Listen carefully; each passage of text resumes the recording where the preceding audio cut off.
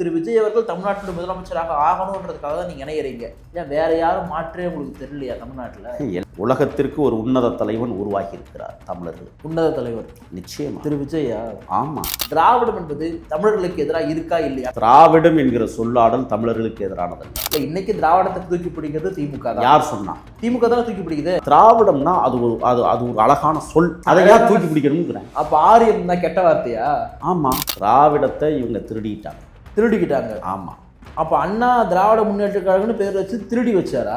நீங்க வெளிப்படையாக வன்னியர் சமூகத்தோட வாக்கு வங்கிக்காக குரு போட்டோ வைக்க முடியாது, அதனால அஞ்சலி அம்மா போட்டோ வச்சுட்டோம். உங்க பார்வை எப்படி இருக்கு? என்னுடைய கொள்கை தலைவர் புரட்சியர் அம்பேத்கர் மட்டும் தான். நான் தமிழன் தானே, நான் தமிழ் தேசியம் பேசுறது தானே. ஆனா என்ன நீ இவங்களை எடுத்துக்க அவங்களே ஏத்துக்க மாட்டேன். ஏன்னா அம்பேத்கரே நான் என்னுடைய தலைவரா பாக்குறேன், அவர் எனக்கான தலைவரா பாக்குறேன். ஆனா நீங்க இந்த சாதிக்காக இவங்களை வச்சுக்கலாம், இந்த சாதிக்காக இவங்களை வச்சுக்கலாம் பாக்குறது எப்படி ஏற்புடையதா இருக்கும்? நீங்க அதான் சொல்லிட்டேன், உங்க பார்வையில் பிள்ளை. ஒட்டுமொத்த தமிழ்நாடுமே இதுதான் பேசுறாங்க, நான் மட்டும் கிடையாது. கவினுடைய ஆணவ படுகொலைக்காக ஏன் திரு விஜய் அவர்கள் இது நாள் வரைக்கும் வாய் திறந்து பேசல? என்ன காரணம்?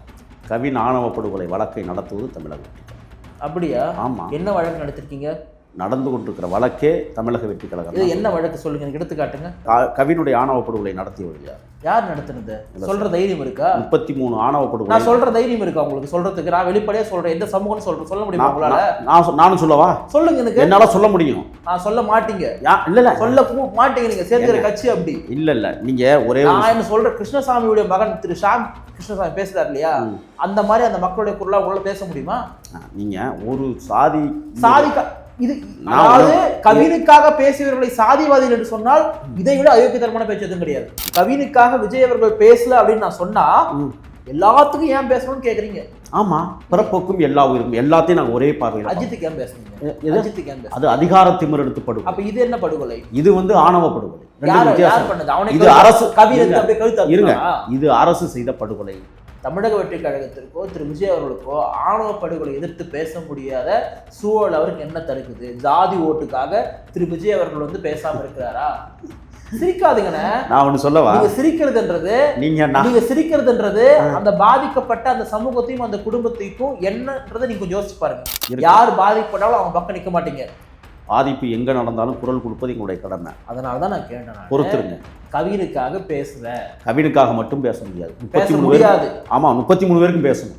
கவினுக்காக மட்டும் பேச முடியாது. அதான் சொல்றேன், 33 பேருக்கும் பேசணும்னு சொல்றேன். ஏன்னா நீங்க பேசுறது உங்க தலைவர் பாப்பாரு, அதுக்கப்புறம் உங்க கண்டிப்பா பார்க்கணும், ஒன்றும் பிரச்சனை இல்லை. 33 பேருக்கும் பேச வேண்டிய பொறுப்பு எங்களுக்கு தான். நிம்மதி ப்ராப்பர்ட்டி மேனேஜ்மெண்ட், உங்கள் பழைய வீட்டை புதிய வீடாக மாற்றலாம் வாங்க. வாய்ஸ் ஆஃப் தமிழ்நாடு பார்வையாளர்களுக்கு வணக்கம். இன்றைய சிறப்பு நேர்காணலில் நம்முடன் இணைந்திருக்கக்கூடியவர் தமிழ் தேசிய செயற்பாட்டு என்று அறியப்பட்டவர், தற்பொழுது தமிழக வெற்றி கழகத்தில் தன்னை இணைத்துள்ள அண்ணன் முகிலோடு தான் பேச போகிறோம். ஆனால் வணக்கம். வணக்கம். விஜய் கட்சியில் இணைஞ்சிருக்கீங்க இல்லையா? அப்போது என்ன காரணம்? இப்போ இந்த சூழலில் 2026 திரு விஜய் அவர்கள் தாவேகாவுக்கும் திமுகவுக்கு தான் போட்டின்னு சொல்லிட்டு அறிவிச்சிருக்காரு. இந்த வகையில் நீங்கள் போய் இணையறீங்க அப்படின்னா தமிழக வெற்றி கழகம் ஆட்சி அமைக்கணுன்ற எண்ணம் உங்களுக்கு இருக்கிறதுனால தான் நீங்கள் இணையறீங்க. திரு விஜய் அவர்கள் தமிழ்நாட்டின் முதலமைச்சராக ஆகணுன்றதுக்காக தான் நீங்கள் இணையறீங்க. ஏன் வேற யாரும் மாற்றே உங்களுக்கு தெரியலையா தமிழ்நாட்டில்? எல்லாம் போலிகளாக இருப்பவர்களை எப்படி நாம் பின்பாட்டு பாடுவது? நான் போலியாக இல்லை, உண்மையாக இருக்க ஆசைப்படுகிறேன்.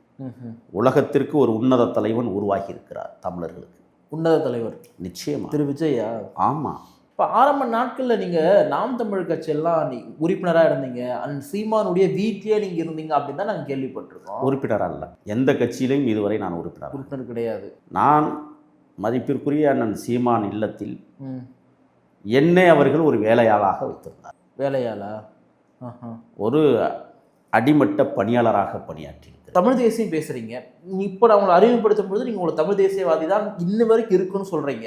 ஆனால் திரு விஜய் அவர்கள் தமிழ் தேசியம் திராவிடம் எனது கண்கள் சொல்றாரு. எப்படி ரெண்டு கண்ணா இருக்க முடியும்? திராவிடம் என்கிற சொல் எங்கிருந்து வந்தது? அது கால்டுவெல் உருவாக்குனாங்க, சமஸ்கிருதத்திலிருந்து வந்தது. பெரியார் அதை அறிமுகப்படுத்தினாங்க. அவருக்கு முன்னாடி அயோத்திதாச பண்டிதர் அரசியலைப்படுத்தினார். நான் தான் முழுமையாக சொல்லி முடிச்சிடுறேன். அயோத்திதாச பண்டிதர் தான் திராவிடம் என்கிற சொல்லாடலை பார்ப்பனர்களுக்கு நேர் எதிரான சொல்லாக இந்த மண்ணில் உருவாக்குகிறார். அதற்கு பிறகு அதை இரட்டமலை சீனிவாசனார் முன்னெடுத்து செல்கிறார். அதற்கு பிறகுதான் பெரியார் அதை வீச்சாக கொண்டு போகிறார். நான் வந்து அயோத்தியாசரை படிச்சிருக்கேன், அதனாலதான் ஒரு புத்தகத்துக்கு பின்னாடி உங்களுக்கு பின்னாடி வச்சிருக்கேன். நான் எனக்கு அயோத்தியாசருடைய கொள்கையை நான் ஏத்துக்கிறேன். மகிழ்ச்சி தான். நான் ஏற்றுக்கொண்டிருக்கிற மாபெரும் அயோத்தியாச பண்டிதர் தான் தமிழ்நாட்டினுடைய உண்மையான பெரியாரா நான் பாக்குறேன். அதில் நீங்க மாற்று கருத்து சொல்ல மாட்டேங்க, நம்புறேன் நான். கண்டிப்பா எனக்கு அதே போல திராவிடம் என்ற சொல்லை பயன்படுத்தியவர் இரட்டமலை சீனிவாசன், அவருடைய கொள்கையை நான் ஏத்துக்கிறது தான். எனக்கு இதெல்லாம் மாற்று கருத்தெல்லாம் கிடையாது. ஆனா இன்றைக்கு திராவிடம் என்பது தமிழர்களுக்கு எதிராக இருக்கா இல்லையா? ஆனா அன்னைக்கு இருந்த சூழலை விட்டுருங்க, இன்றைக்கு திராவிடம் தமிழர்களுக்கு எதிராக இருக்கா இல்லையா? திராவிடம் என்கிற சொல்லாடல் தமிழர்களுக்கு எதிரானதல்ல. அப்படி இல்ல, திராவிட முன்னேற்ற கழகம் தான் தமிழர்களுக்கு எதிராக. சரி, அதிமுக நல்லா இருக்கு. அதிமுக நான் ஒரு பொருட்டா கருதலைங்க. பொருட்டாவே கருதலையா? ஆமா, அவங்க தமிழ்நாட்டுக்கு இத்தனை வருஷம் ஆட்சி செஞ்சிருக்காங்க, பொருட்டா கருதலையா? ஒரே ஒரு செய்தி, அவங்க கொள்கை கோட்பாடுகளை திராவிட முன்னேற்ற கழகம் போல பேசல. நாங்கள் திராவிட மாடல் அல்லது என்ன சொல்லுவாங்க, நாங்கள் அப்படி இப்படி எல்லாம் பேசுவாங்க, நாங்கள் சமூக நீதியை பாதுகாக்கிறோம். என்ன எங்கேயாவது அதிமுக அதை விட்டுருங்க. நான் கேட்கறதுக்கு திமுகவை போல அதிமுக இந்த மாதிரி பொய்யா சொல்லி கட்சி நடத்துனாங்களா, ஆட்சி நடத்துறாங்க? நீங்க இந்த விஷயம் உடன்படி நினைக்கிறேன். திமுகவிலையும் தமிழர் அல்லாதவர்கள் முக்கியமான அமைச்சர் பொறுப்புல இருக்கிறாங்க, எல்லாருமே இருக்காங்க. 14 பேர் அதிமுகவிலையும் இருந்தாங்க, அதை நீங்க மறுக்க மாட்டீங்க. இல்லையா? இல்ல, இருக்கிறாங்கன்னு தான் நான் சொல்ல வரேன். அப்ப இருக்கிறாங்க. அப்போ அதிமுகவும் சரி திமுகவுமே சரி திராவிடம் என்ற போரையில் தமிழர் இல்லாதவர்களுக்கு அதிகமான முக்கியத்துவத்தை கொடுத்துட்டு இருக்காங்கன்றத நீங்க ஏத்துப்பீங்க. அது இல்லைன்னு தான் சொல்ல மாட்டீங்க தானே? எப்படி தமிழர்களுக்கு எல்லாத்தையும் கொடுத்தாங்க? தமிழர் இல்லாதவர்களுக்கு அதிக முக்கியத்துவத்தை கொடுக்குறாங்க, அதை தான் சொல்றேன் நான். அப்படி இருக்கின்ற பொழுது இன்னைக்கு திராவிடம்ன்றதை எப்படி மாறிச்சுன்னா, யாரெல்லாம் தமிழர்கள் இல்லையோ அவங்க இங்க சுகபோகமா அவங்க வாழறதுக்காக திராவிடர்கள் நாம. அது யாருடைய பிள்ளை? அயோத்திதாசருடைய பிள்ளையா? நான் அவர்கிட்ட போல இன்றைக்கு இருந்த கான்செப்ட்ல நீங்க பேசு. பெரியாருடைய பிள்ளையா? இன்னைக்கு தமிழ்நாட்டுக்கு தேவை தமிழ் தேசியமா திராவிடமா? இந்த கும்பல் திராவிடம் என்கிற சொல்லாடலுக்கு அவமானப்படுத்தியதை தான் நான் பார்க்கிறேன். அவமானப்படுத்தி வைத்திருக்கிறார்கள். நான் ஒரு தத்துவ ரீதியாவே கேட்கிறேன், தமிழ்நாட்டுக்கு தேவை தமிழ் தேசியமா திராவிடமா? திராவிடம் என்பது ஒரு மொழிக்கூறு அல்ல, திராவிடம் என்பது ஒரு சொல்கூறு அல்ல, திராவிடம் என்பது வரையறுக்கப்பட்ட எல்லைக்குள் வாழ்கிற மக்களினுடைய மொழியியல் அல்ல, ஒரு ஐடியாலஜி. திராவிடம் என்பது ஒரு சொல்லாடல், சித்தாந்தம் கூட இல்லையா? சித்தாந்தம் கூட இல்லை. சரி, ஓகே, இவ்வளவு வெளிப்படையா நீங்க சொல்லிட்டீங்க. அப்ப அந்த திராவிடம் நமக்கு தேவையா? எதுவுமே இல்ல திராவிடத்தை. நான் என்ன கேட்கறேன், நான் என்ன சொல்றேன்னா, திராவிடம் என்றவர்கள், திராவிடம் என்று பயன்படுத்தக்கூடியவங்க தமிழர்களுக்கு துரோகம் செய்கிறார்கள். ஆமா, தமிழர் அல்லாதவர்களை ஆட்சியில் அமர்த்தி அழகு பார்க்கிறார்கள். ஆமா, நம்முடைய ஆட்சி அதிகாரம், நம்முடைய எல்லா விதமான அரசு துறை வேலை வாய்ப்பு நமக்கான ஆட்சிகள் பறி போகின்றது, வேலைவே பறி போகின்றது. இதுக்கெல்லாம் காரணமா திராவிடம் சொல்லிட்டு வைக்கிறானுங்க. அப்ப நம்ம வந்து அதை எதிர்க்கணுமா ஏற்கணுமா? திராவிடத்தை எதிர்க்க வேண்டிய அவசியம் இல்லை, போலி திராவிடவாதிகளை எதிர்க்கணும். இல்ல, இன்னைக்கு திராவிடத்தை தூக்கி பிடிக்கிறது திமுக தான். யார் சொன்னா? இன்னைக்கு திமுக தானே தூக்கி பிடிக்குது. நான் என்ன கேட்கிறேன், திராவிடம்னா அது ஒரு அழகான சொல், அதை ஏன் தூக்கி பிடிக்கணும்ங்கிறேன். அப்ப ஆரியம் தான் கெட்ட வார்த்தையா? ஆமா, கெட்ட வார்த்தை ஆரியம்னா. ஆரியம் கெட்ட வார்த்தை இல்ல, மோசமான வார்த்தை. ஆனா ஆரியம் என்பது ஒன்றும் கெட்ட வார்த்தை கிடையாது, திராவிடம் என்பது புனிதமான வார்த்தை கிடையாது. என்னென்ன ஐடியாலஜி நம்ம பேசுறோம், இந்த முறை. ஒரே ஒரு செய்தி, ஆரியத்துல நீங்க அங்க வைக்க முடியுமா?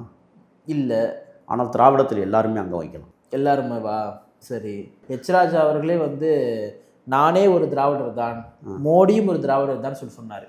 அப்போ எச் ராஜாவும் திராவிடர் தான். ஆமாம், அந்த எச் ராஜாவை சட்டமன்ற உறுப்பினர் ஆக்கியதும் திராவிடம் தான். அதுதானே சொல்கிறேன் நான்.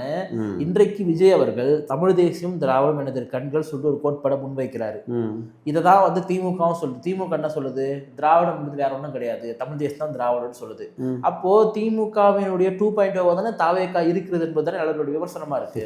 அதாவது நீங்க எங்க வர்றீங்கன்னு எனக்கு புரியுது. திராவிடத்தை இவங்க திருடிக்கிட்டாங்க. ஆமா, அப்போ அண்ணா திராவிட முன்னேற்ற கழகம்னு பேர் வச்சு திருடி வச்சாரா? அதாவது நான் நல்லா சொல்றதை கேட்டு, திராவிடம் என்கிற சொல்லாளரை இவர்கள் மோசமாக பயன்படுத்தி திருடி கொண்டார்கள். திராவிடம் என்பது உங்களுக்கும் எனக்கும். எனக்கு எப்படி பொருத்தமா இருக்கும்? ஏன் இருக்காது? நான் என்ன தமிழனா உணர்றேனே, நான் எப்படி திராவிடனா உணர முடியும்? ஏங்க, தமிழிலிருந்து பிறந்ததானே. நான் தமிழன, நான் பேச தமிழ் மொழி, நான் இருக்கு தமிழ்நாடுன, நான் தமிழன். எனக்கு திராவிடம்ன்றது திணிக்காதீங்க, எனக்கு அதுக்கு சம்பந்தமே இல்லைன்னு சொல்றேன். நான் என்ன கேட்கிறேன்னா, நீங்க உங்க பார்வையில பிழை இருக்குன்னு நான் சொல்றேன். திராவிடங்கிறது நான் முதவே சொன்னேன், அது ஒரு மொழி இல்ல, அது ஒரு அடையாளம், அது ஒரு சொல்லாடல். அந்த சொல்லாடல் ஏன் அந்த சொல்ல வந்து நீங்க வந்து நான் ஏன் எடுத்துக்கணும்? சரி, அதுல என்ன பிழை இருக்கு? நான் ஒன்னே திராவிடத்துல என்ன பிழை இருக்கு? திராவிடம்னா என்னன்னே முதல் தெரியல, என்னன்னே சொல்ல யாரும். திராவிடத்துக்கு விளக்கத்தை கொடுக்கணும். அது திராவிடம்னா என்னன்னு சொல்றேன்.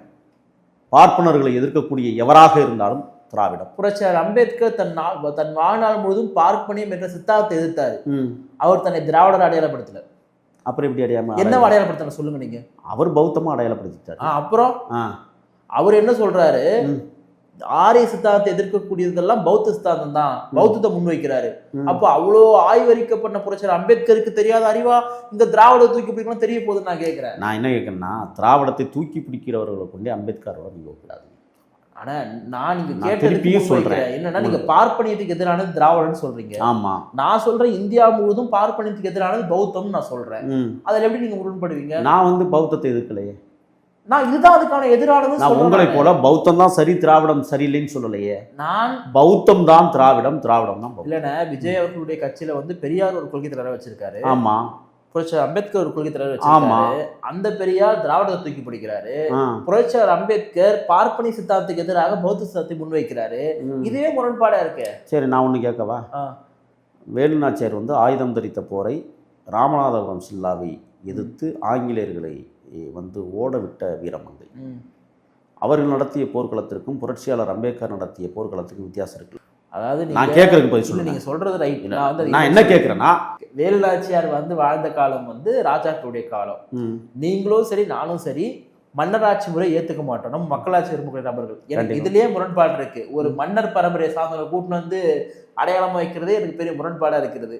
ரெண்டாவது 5 தலைவர்களுமே வெளியே எப்படி பார்க்கப்படுறாங்கன்னா, பெரும் சமுதாயத்தினுடைய வாக்கு வங்கிக்காக திரு விஜய் அவர்கள் வச்சிருக்காருன்றதான் பார்க்கப்படுது. அதுக்கான விளக்கம் நீங்க தான் கொடுக்கணும். யாராவது விட்டுருங்க. நீங்க தலைவர்களையே சாதியாக்கிய கொடுமை காலம் இந்த திமுக அதிமுக ஆளுகிற காலம். ரைட். நான் ஒண்ணு கேட்கிறேன், புரட்சியாளர் அம்பேத்கரை நீங்க ஒரு தத்துவ தலைமையை ஏத்துக்கிறீங்க. ரைட். வைக்கல. அதே போல பெரியார் அவர்களுக்கும் ஒரு தத்துவம் திராவிடம் ஒண்ணு இருக்கு, உருவாக்கி வச்சிருக்காங்க. நான் அதையுமே கொஸ்டின் பண்ணல. ரைட். ஆனா திரு காமராஜர் அவர்கள் இந்த தேசியத்தை ஆதரிச்சவர், அவர் ஒரு தேசியவாதி. ஆமா. அப்ப தேசியவாதிகளுடைய கருத்தை தமிழக வெற்றிக் கழகம் ஏற்றுக்கொள்கிறதா? அதே போல வேலுநாச்சியாரும் அஞ்சலை அம்மாளும் இந்த சமூகத்திற்காக உழைத்தவர்கள் சொல்லி சொன்னதை கூட ஏத்துக்கிறேன். ஆனா அவர்கள் ஒரு தத்துவம், அவர்கள் ஒரு கொள்கைன்னு சொன்னா யாரும் ஏத்துக்க மாட்டாங்க. அப்ப அது வெளிப்படையான சாதி ஓட்டுதாரன்னு கேட்க மாட்டாங்களா? நான் சொல்றேன் உங்களுக்கு, கர்ம வீரர் காமராசர் அவர்கள் இந்திய தேசியத்தை கட்டமைத்தார் என்பது உண்மை, இந்தியாவிற்காக போராடினார் என்பது உண்மை, இந்தியாவின் பிரதமராக வரக்கூடிய தலைவர்களில் ஒருத்தராக வாழ்ந்தார் என்பது உண்மை. அவர் கட்டிய அணைகளை இன்னும் எவரும் கட்டவில்லை, அது இருக்கட்டும். காமராஜர் இந்த மண்ணிற்காகவே வாழ்ந்தவர், மறுக்கலையே. ஒன்று. ரெண்டாவது, நீங்க காமராஜரை எப்படி பாக்குறீங்க? தலைவரா பாக்குறீங்களா, சாதியமா பாக்குறீங்களா? நான் தலைவரா பாக்குறேன். காமராஜர் அதுக்கு மேல நீங்க பேசக்கூடாது, அதுக்கு மேல பேசக்கூடாது. நீங்க காமராஜரை தலைவரா பாக்குறேன். ஓகே. ஏன்னா நீங்க ஒரு வார்த்தை சொன்னீங்க, சாதியின் அடிப்படையில் தான் இவங்களெல்லாம் வச்சுக்கிறீங்களான்னு கேட்டதுக்காக ஒன்று. ரெண்டாவது, அஞ்சலை அம்மாளை பொது சேவகரா பாக்குறீங்க? எனக்கு யாருன்னே தெரியாது, எனக்கு யாருன்னே தெரியாது. நான் இத்தனைக்கும் எனக்கு யாருன்னே தெரியாதுன்ற காரணத்துக்காக பிரதாப் எந்த விதமான அரசியல் அறிவுமே இல்லை சொல்லிட்டு மற்ற முடிவு பண்ணவும் முடியாது. ஏன்னா தமிழ் சமூகத்திற்காக, தமிழ்நாட்டிற்காக பங்காற்றிய பெரும் பங்காற்றிய எல்லாருமே அறிஞ்சிருக்கிறேன். இப்போ இவங்களை தெரியாமல் இருக்கிறது நான் கற்றுக்காம கூட இருக்கலாம். ஆனால் இவங்களை ஒரு தத்துவமால முன்வைக்கிறத என்னால் சுத்தமாக ஏற்றுக்க முடியல. ஒரு விஷயம், அஞ்சலை அம்மாள் பொது சேவையில் புகழ்பெற்றவர், இல்லாதவர்களுக்கு இயன்றதை கொடுப்பது, நோயாளிகளை காயம்பட்டு கிடப்பவர்களை கண்காணித்து உதவி செய்து காப்பாற்றுவது, அவருடைய சேவைகளை நீங்கள் தயவு செய்து படிங்க. அன்னை தெரசாவோட பெரிய நான் முதவே சொல்லிட்டேன், தமிழ்நாட்டில் இப்படி ஒரு தலைவி இருந்திருக்கிறாங்கிறதே. அன்னை தெரசா யாருக்காக வந்தாங்க? நம்ம இந்தியர்களுக்காக தான், மனிதர்களுக்காக வாங்க. அப்புறம் நீங்க நான் என்ன சொல்றேன், இருங்க ஒரு நிமிஷம். அன்னை தெரசாவுடைய செயற்பாடுகள் என்பது வேறு, மிக உயர்வு வேற. அது உயர்ந்தது, நாங்கள் அந்த இடத்துக்கு வரல. ஒன்று. ரெண்டாவது என்னன்னா, அஞ்சலை அம்மானுடைய தியாகங்கள் என்பது இந்த மண்ணிற்கான. ஆனால் அன்னை தெரசாவுடைய தியாகம் என்பது உலகளாவியது. அது உலகம் முழுவதும் கொண்டு போகிற தகுதி உலக அத்தனை அமைப்புகளுக்கும் உண்டு. நான் அதுக்குள்ளே வரல. அப்படி பார்த்தீங்கன்னா நாங்கள் தேசிய தலைவரை கொள்கை தலைவராக இருக்கணும், எர்னஸ்டோ சேக்குவேராவே நாங்கள் கொள்கை தலைவராக இருக்கணும், இப்படியெல்லாம் இருக்குது. நாங்கள் அந்த வரிசையில் தான் நாங்கள் அன்னை தெரசாவை பார்க்குறோமே ஒழிய, அஞ்சலை அம்மாளை இந்த தேசத்தின் தமிழ் தேசிய, குறிப்பாக தமிழ்நாட்டில் இப்போ தமிழ் தேசியவாதி ஆகிட்டாங்களா அவங்க? தமிழ் தேசியவாதின்னு நான் சொல்லவே இல்லையே, தமிழ் தேசியத்தின் ஒரு வார்த்தை பயன்படுத்தி. ஆமாம், எங்கெல்லாம் வேலுநாச்சியார் வந்துடும். ஓகே, அவங்க வேலுநாச்சியார் வந்துடுவோம். நம்ம வேலுநாச்சியார் எப்படி பார்க்குறீங்க? வேலுநாச்சியாருடைய வீர மரபு. வீரமா? அதாவது இந்த வீரம்னு சொல்லிட்டு பயன்படுத்துகிற சொல்லாடலே பார்த்தீங்கன்னா அது ஒரு ஆதிக்கத்தின் வடிவமாக நான் பார்க்குறேன். அப்போ மற்றவங்களுக்குலாம் வீரமே இல்லையா? நீங்கள் அவர்கள் நடத்திய போராட்டம் வீரம்னு சொல்லுவாங்க. யாருக்கு எதிராக நடத்தினாங்க அவங்க போகிற? ஆங்கிலேயர்களுக்கு எதிராக. ஆங்கிலேயருக்கு எதிராக எல்லாருமே போர் செய்தாங்க, வேலுநாச்சியார் மட்டும் போர் செய்யல. வேலுநாச்சியார் தன்னுடைய கணவர் முத்துவடுகநாதர் இறந்ததற்கு பிறகு ஒற்றை பெண் குழந்தையை இடுப்பில் வைத்துக் கொண்டு போர்க்களத்துக்கு செல்வது என்பது சாதாரண விடயம் அல்ல. நான் அவங்க பண்ண அந்த போரை கொச்சப்படுத்தலைண்ணே. அப்புறம் நான் என்ன கேட்குறேன்னா, வேலுநாச்சியார்ன்றவங்க இன்னைக்கு முக்குளத்தோட சமூகமா தெரிறாங்க. யாரு பாக்குறா? யாரும் பார்க்கலையா? அவங்க பார்த்தாங்களா? ஓகே, அப்போ வந்து பார்க்கக்கூடிய இன்னைக்கு இருக்கிற தற்குறிகள் பார்க்கறான்னா அதுக்கு நாங்க பொறுப்பு இல்லை. அவர் ஒரு தமிழச்சி, தமிழர்களுக்கு போர்ப்புரையை அறிவித்த முதல் பெண். ஆகையால அவங்கள நாங்க வணங்குறோம், வாழ்த்துறோம், எங்க கொள்கை தலைவரா நாங்க. எப்படி கொள்கை என்ன? வேலுநாச்சியோட கொள்கைன்னா என்ன அது சொல்லுங்க எனக்கு. ஆங்கிலேய வேலுநாச்சியார் எதிரிகளை பந்தாடி தன் வயப்படுத்திக் கொள்ளுகிற தேசத்தை கட்டியமைத்தது கொள்கை இல்லையா? வஉசி என்ன பண்ணாரு, திருப்பூர் குமரன் என்ன பண்ண, இவங்கெல்லாம் என்ன பண்ண, இவங்கெல்லாம் இந்திய தேசத்துக்காக போராடலையே, இது நம்ம நாட்டு விடுதலைக்காக போராடலையா? அப்படி பாத்தீங்கன்னு வச்சுக்கோங்களேன். அதான் நான் கேட்கிறேன், கொள்கை தலைவர் பட்டியல 100 பேரை சேர்க்கணும். நீங்க வெளிப்படையாக வந்து வன்னியர் சமூகத்துல வாக்கு வங்கிக்காக குரு போட்டோ வைக்க முடியாது, அதனால வந்து அஞ்சலி அமர் போட்டோ வச்சுட்டோம். உங்க பார்வை எப்படி இருக்கு? இல்ல நான் அப்படிதான் சொல்றேன். நான் நீங்க உங்கள் பார்வையில் பிழை இருக்கிறதுன்னு நான் சொல்றேன். இல்ல நீங்க இப்ப எப்படி பிழை இருக்கு நீங்க சொல்ல முடியும்? எப்படி நீங்க 5 பேர் நீங்க தேர்ந்தெடுக்கிறீங்க? நீங்க சொல்றீங்க தமிழ்நாட்டுக்காகன்னு சொல்றீங்க. அப்படி பார்த்தா நீங்க தமிழ்நாட்டுக்காகனா புரட்சியாளர் அம்பேத்கர் படத்திற்கு பதிலாக தமிழ் தலைவர் யாருன்னா வச்சிருப்பீங்க இல்லையா? ஒரு செய்தி உங்களுக்கு சொல்றேன். இந்திய அரசமைப்புக்கு உட்பட்டு இந்திய அரசின் கட்டுப்பாட்டின் கீழ் இயங்குகிற ஒரு கட்சி தமிழகம். ஆமா, அந்த அடிப்படையில் இந்திய நாட்டின் மாபெரும் புரட்சியாளர். இப்போ இருங்க, என்னை பேச விடுங்க. மாபெரும் புரட்சியாளர். ஆமா, மாற்று கருத்துல ஏன் சொல்றேன்? இப்ப நீங்க என்ன கேட்டீங்கன்னா, என்னுடைய கொள்கை தலைவர் புரட்சியாளர் அம்பேத்கர் மட்டும் தான். நான் தமிழன் தானே, நான் தமிழ் தேசியம் பேசுறது தானே. ஆனா என்ன வந்து நீ இவங்களை எடுத்துக்க அவங்களே ஏத்துக்க மாட்டேன். ஏன்னா அம்பேத்கரே நான் என்னுடைய தலைவரா பாக்குறேன், அவர் எனக்கான தலைவரா பாக்குறேன். ஆனா நீங்க இந்த சாதிக்காக இவரை வச்சுக்கலாம், இந்த சாதிக்காக இவங்களை வச்சுக்கலாம் சொல்லி பாக்குறது எப்படி ஏற்புடையதா இருக்கும்? நீங்க அதான் சொல்லிட்டேன், உங்க பார்வையில் பிள்ளை. ஒட்டுமொத்த தமிழ்நாட்டுமே இதுதான் பேசுறாங்க, நான் மட்டும் கிடையாது. நான் பலருடைய கருத்துக்களை கேட்டுதான் உங்ககிட்ட கேட்கிறேன். நான் அவர்கள் அப்படி இருந்தால் அவர்கள் சாதியவாதிகள். நாங்கள் சாதியவாதிகள் அல்ல. பிறப்புக்கும் எல்லா உயிருக்கும் என்கிற வள்ளுவனின் தத்துவத்தை தான் உலகத்திற்கு வழங்கி கொண்டிருக்கிற பேர் இயக்கம் தமிழகம். சரி, கவினுடைய ஆணவ படுகொலைக்காக ஏன் வந்து திரு விஜய் அவர்கள் இது நாள் வரைக்கும் வாய் திறந்து பேசல? என்ன காரணம்? கவின் ஆணவ படுகொலை வழக்கை நடத்துவது தமிழக வெற்றி கழகம். அப்படியா? ஆமா. என்ன வழக்கு நடத்திருக்கீங்க? நடந்து கொண்டிருக்கிற வழக்கே தமிழக வெற்றி கழகம். இது என்ன வழக்கு சொல்லுங்க, எனக்கு எடுத்துக்காட்டுங்க. ஏன் யார் நடத்தல? இல்ல நீங்க சொல்லுங்க, எடுத்துக்காட்டுங்க. நடத்தி கொண்டிருக்கிற வழக்கு கொஞ்சம் பொறுங்க, வரும். யார் நடத்துறாங்க நாங்க அடையாளப்படுத்துவோம். ஒரே ஒரு செய்தி, கவினுடைய ஆணவ படுகொலைக்காக ஏன் திரு விஜய் அவர்கள் பேசல? கவினுடைய இல்ல கவினுடைய ஆணவ படுகொலை நடத்தியவர்கள் யார்? யார் நடத்துனது சொல்ற தைரியம் இருக்கா? 33 ஆணவ படுகொலை. நான் சொல்ற தைரியம் இருக்கா உங்களுக்கு சொல்றதுக்கு? நான் வெளிப்படையா சொல்றேன், எந்த சமூகம் சொல்ல முடியுமா உங்களால? நானும் சொல்லவா? சொல்லுங்க, எனக்கு என்னால சொல்ல முடியும். சொல்ல மாட்டீங்க. இல்ல சொல்ல மாட்டீங்க, நீங்க சேர்க்கிற கட்சி அப்படி. இல்ல நீங்க ஒரே நான் என்ன சொல்ற, கிருஷ்ணசாமியுடைய மகன் திரு ஷாம் கிருஷ்ணசாமி பேசுறாரு இல்லையா, அந்த மாதிரி அந்த மக்களுடைய குரலா உங்களால பேச முடியுமா?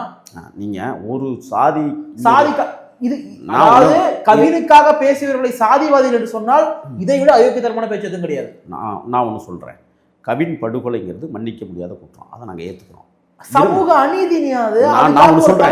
நான் ஒன்று சொல்றேன், 33 ஆணவ படுகொலைகள் தமிழ்நாட்டில் நடந்திருக்கிறது, தெரியுமில்ல உங்களுக்கு? இருங்க, 4.25 பேச விடுங்க. என்னை பேச விடுங்க. நீங்க பதில் சொல்ல மாட்டீங்க. நீங்க என்னை பேச விடுங்க. 4.25 வருஷத்துல 33 ஆணவ படுகொலைகள், 39 கற்பழிப்பு படுகொலைகள், 9 போக்சோ வழக்குகள் காவல்துறை மீதே பதிவு செய்யப்படும். எல்லாத்துக்கும் அறிக்கை கொடுத்துட்டே இருக்க முடியுமா? அதாவது நீங்க கவினை மட்டும் தான் முக்கியப்படுத்துறீங்க. நான் என்ன சொல்றேன்னா, ஒரு இருங்க, கேர்லெஸ்ஸா நீங்க விட்டுட்டு நான் அப்படிதான் பேசணும்னு பேசுறீங்க. கிருஷ்ணகிரியில ஒரு மாற்று இருங்க, என்னை பேச விடுங்க, தயவு செய்து பேச விடுங்க.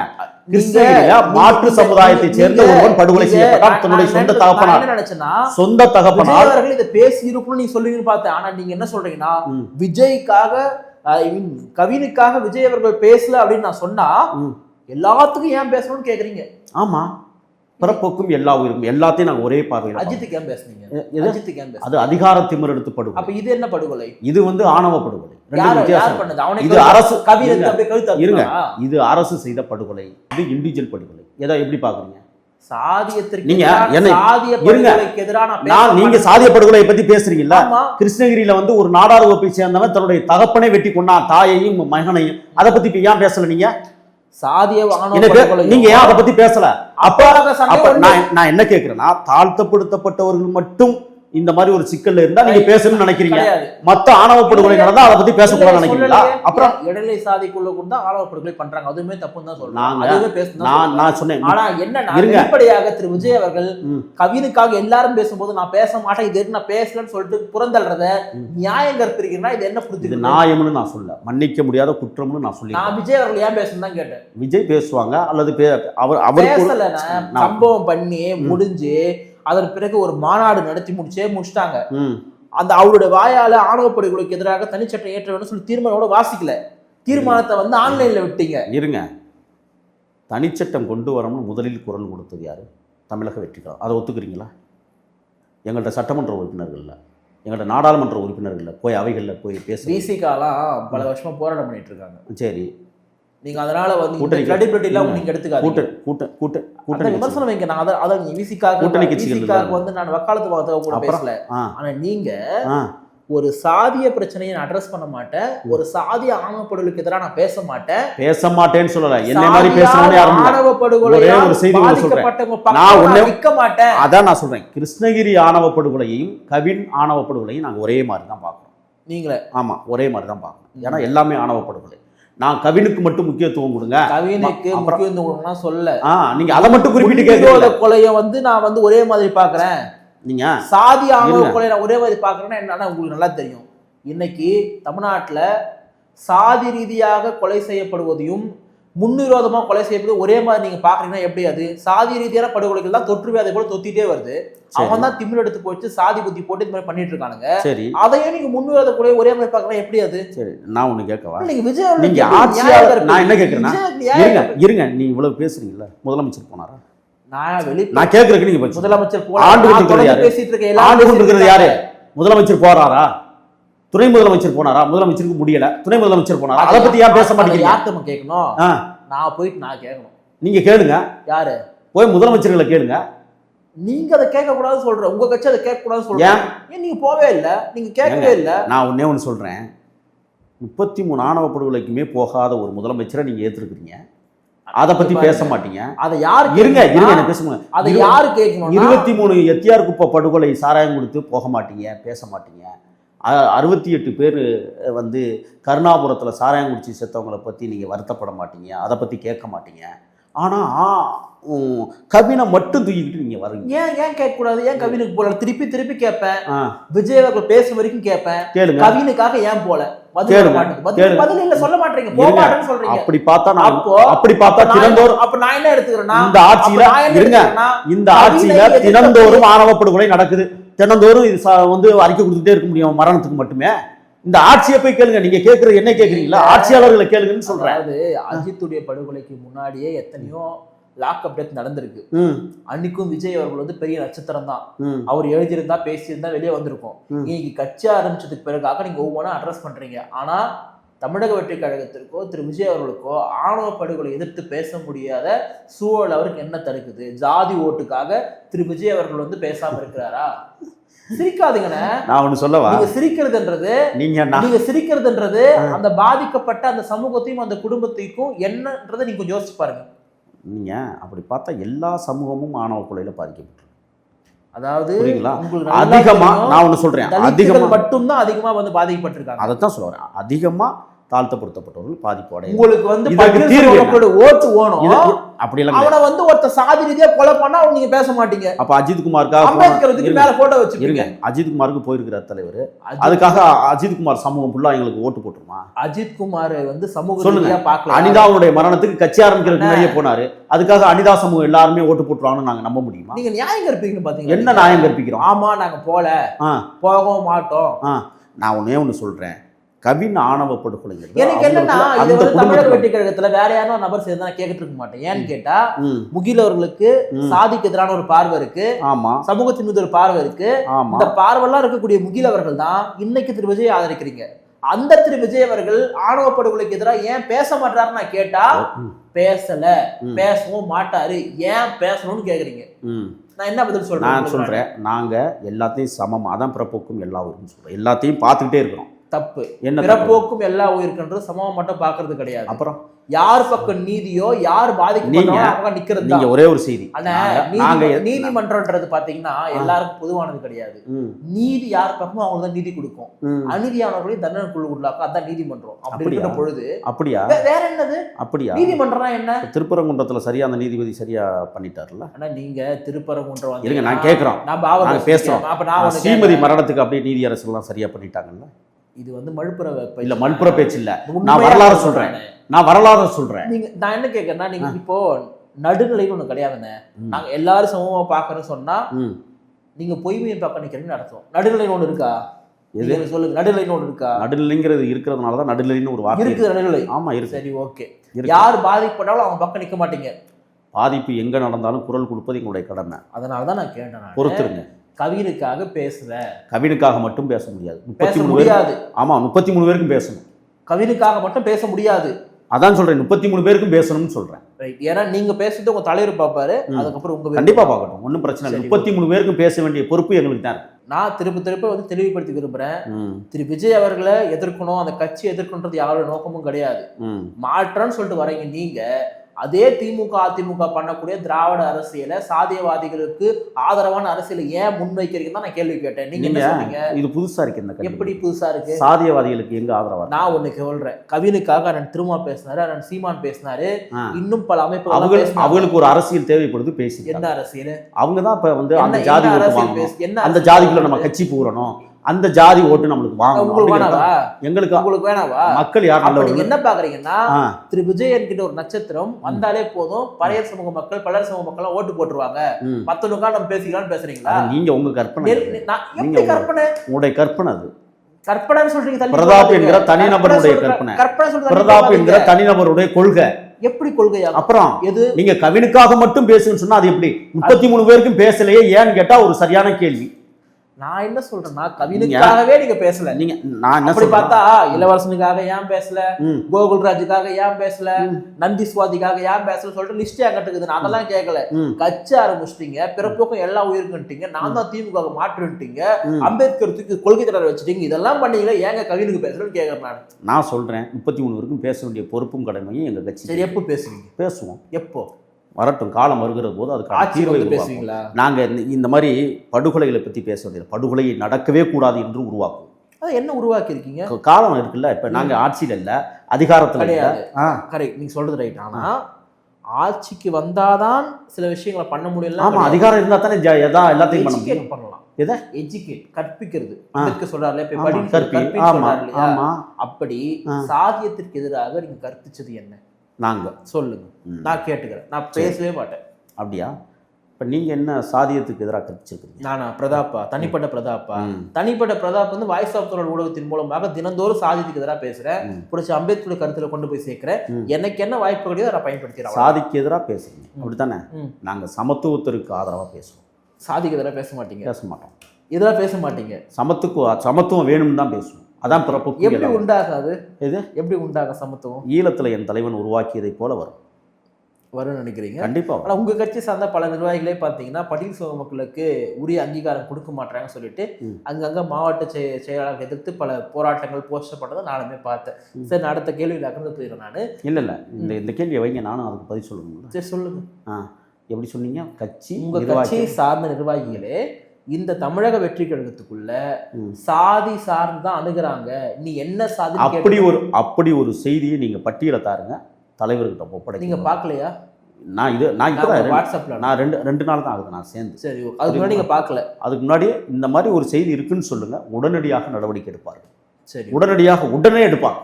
சாதி ரீதியாக யார் செயல்பட்டாலும் அங்க இடம் இல்லை. அப்படி ஒரு தத்துவ கோட்பாடு தான் தமிழக வெற்றி கழகம். சரி, இப்போ 2026 டிவிகேக்கும் டிஎம்கேக்கு தான் போட்டின்னு சொல்றீங்க. திமுக என்னைக்கும் வந்து வலிமையாக தான் இருக்கும், கூட்டணி ரீதியாக வலிமையாக தான் இருக்குன்னு சொல்றாங்க அவங்க. அப்படி இருக்கும் பொழுது யாருடைய தயவும் யாருடைய கூட்டணியுமே இல்லாமல் யாருடைய ஆதரவுமே இல்லாமல் திமுக எப்படி வீழ்த்த முடியும்? திமுகவுடைய மொத்த சதவீத வாக்கு எண்ணிக்கை எவ்வளவு தெரியல, எனக்கு குத்து மதிப்பாக தெரியல. 22.6. கரெக்டாவா? ஆமாம். கூட்டணி கட்சியினுடைய வலிமை 4.8. எல்லாம் சேர்த்து. ஆமாம். எவ்வளவு மொத்தம்? 22 ஒரு 4 கூட 20, மேக்ஸிமம் 27 தான் வரும். 27 வரும். 30% மேலே வாக்கு வங்கி இருப்பதாக இன்றைக்கி புள்ளியியல் விவரங்களும் அரசியனுடைய திறனாய்வாளர்களும் அறிந்து பேசுகிற பேச்சை நீங்கள் கேட்டிங்களா இல்லையா? எந்த ஒன்று எந்த திறனாய்வாளர்? நிறைய திறனாய்வாளர்கள் சொல்லி பிகே உங்ககிட்ட வந்து திரும்பி போயிட்டாராமே, யாருக்கா? பிரசாந்த் கிஷோர். நான் இங்கே என்ன யோசிக்கிறேன், நீங்கள் தானே கூப்பிட்டு வந்தீங்க அவர். நான் ஒன்றே ஒன்று சொல்கிறேன், ஒரு அரசியல் வியூக வகுப்பாளர், அவ்வளோதான். அவருடைய அந்த வகுப்பு வியூகம் எங்களுக்கு பிடிக்கல, நாங்களே வேண்டான்ட்டோம். நீங்கள் வேணான்ட்டீங்களா? அவர் போயிட்டாரா? வேண்டான்னோம். சரி, ஓகே. ஏன்னா அவர் கேட்குற கோடிக்கணக்கான ரூபாய் இங்கே கொட்டி கொடுத்து இப்படி ஒரு அரசியல் வேலையை பண்ண முடியாது. நாங்கள் திமுகவும் இல்லை, கொள்ளையடிச்சு காசு வச்சுருக்கோம், புரியுதுங்களா? எங்கள்கிட்ட அந்தளவுக்கு இல்லை. இது எளியவர்களின் இயக்கம், சாமானியர்களின் சரித்திரம், தமிழக வெற்றிகளும். அதனால தான் நாங்கள் இவ்வளவு கோடி ரூபாய் கேட்டெல்லாம் கொடுக்க முடியாது. நீங்கள் உங்கள் பயணத்தை நீங்கள் செய்யுங்க, உங்கள் கட்சியை நீங்கள் நடத்துங்க. எங்களுடைய வழி ஒன்று இருக்குது, எங்களுக்கென்று ஒரு வியூகம் இருக்குது, நாங்கள் பார்த்துக்கிறோம். இப்போ எளியவர்கள் சொன்னீங்க இல்லையா? ஆனால் தமிழக வெற்றிகளுக்கு எப்படி பார்க்குறாங்கன்னா, நிறைய பணம் படைத்தவர்கள் தான் வாய்ப்பு கொடுக்குறாங்க. குறிப்பாக ஆதவ அர்ஜுனா, நிர்மல்குமார், இன்னைக்கு செங்கோட்டையன் போல பல பேர்களாக கொடுக்குறாங்க. இப்போ நீங்களாம் போய் இணைஞ்சிருக்க அப்படிங்கன்னா உங்களுக்கு ஒரு நம்பிக்கை. நான் என்ன சொல்கிறேன், பதவிக்காக போங்கலாம் சொல்ல, தகுதிக்கேற்ற பதவியை கொடுப்பாங்களா தமிழக வெற்றி கழகத்தில்? தகுதி இருப்பதால் தானே தலைவரே அழைத்திருக்கிறார். திரு விஜய் அவர்களே உங்களை அழைச்சி பேசினாரா? பேசியிருக்கிறாருனால தானே நான் தலைவர் அழைச்சி பேசினதுனால நான் பேசியிருக்கிறேன். ஒன்று, நான் பேசிக்கொண்டிருக்கிற நேரத்தில் என் தாயை ஆடு மாடுகளை அவிழ்த்து கொண்டிருக்கிற நேரம். என்னுடைய தகப்பனார் உடல்நலம் சரியில்லாமல் வீட்டிற்குள் முடங்கி கிடக்கிறார், நடக்க முடியாது. எங்கள் அம்மா கிட்ட சொல்லுவாங்க நேரம், முத்தாச்சி தமிழ் கண்ணுக்குட்டி வீட்டுக்குள்ளே வந்துருச்சு, அதையும் ஓட்டிக்கிட்டு போன்னு சொல்லுகிற நேரத்தில் உங்களோட உரையாடி கொண்டிருக்கிறேன். சாணி எல்லின கரங்கள், செங்கற்சூளையில் வேலை பார்த்த கரங்கள், ஆயுதமும் தரித்த கரங்கள். உங்களுக்கு ஒன்று சொல்லவா? கபடி விளையாடுகிற போது காக்கி டவுசர் கிழிஞ்சு 3 நாள் பள்ளிக்கூடம் போகாமல் வீட்டிற்குள் முடங்கி கிடந்தன என்னை எப்படியாவது படித்து கற்பித்து முன்னேற வேண்டும் என்று ஆசைப்பட்ட என்னுடைய வாழ்வியலில் ஈழ தாகம் என்னை ஈர்த்ததால் ஈழ பயணத்தை பலமுறை கடந்து வந்தவன். புலிகளுக்காக பலமுறை ஆயுதத்தை அனுப்பிய பெருமை எனக்கும் உண்டு. அந்த சாமானியனை, அன்றாடங்காய்ச்சி எளியவனை, கருவேலங்காட்டின் கருப்பு மனிதனை, உலகத் தமிழர்களுக்கு இன்றைக்கு என்னை அறிமுகம் செய்த பேராற்றல் மிகுந்த பெரும் தலைவனாக எனக்கு செய்து கொண்டிருக்கிறார். ஒரு சாதாரண சாமானியன், இன்றும் நடந்து செல்லுகிற ஒரு சாமானியன், எந்த விதமான ஆடம்பரங்களும் இல்லாமல், எந்த விதமான ஆடம்பர வாழ்க்கையை கூட எண்ணி பார்க்காத ஒரு மனிதனை, உணவகங்களில் வேலை பார்த்த ஒரு மனிதனை, இன்னும் சொல்லப்போனால் ஆட்டுத்தோலும் மாட்டுத்தோலும் உரிச்சு வருகிற போது அந்த தோள்களுக்கு உப்பு போடுற வேலையை செய்த ஒரு சாமானியனை இன்றைக்கு உலகத் தமிழர்களிடம் என்னை அறிமுகப்படுத்துகிற ஆற்றல் மிகுந்த தலைவராக விஜய். ஆயுதம் தரித்த போர்க்களத்தில் களமாடி இருக்கிறேன். அரசியல் களத்தில் முதல் போர் வீரனாய் என்னை களமாடுவதற்கு தயார்படுத்தி கொண்டிருக்கிறேன்.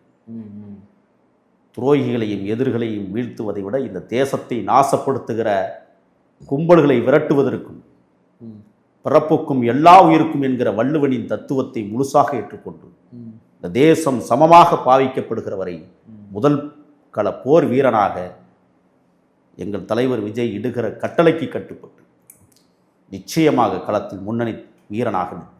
உங்களுடைய எண்ணங்கள் எல்லாம் நிறைவேற என்னுடைய வாழ்த்துக்கள். நிகழ்ச்சியில் பங்கேற்று உங்களுடைய பல்வேறு நேரங்களை எங்களுக்காக ஒதுக்கி பல்வேறு கருத்துக்களை பகிர்ந்தமைக்காக நன்றி. நன்றி.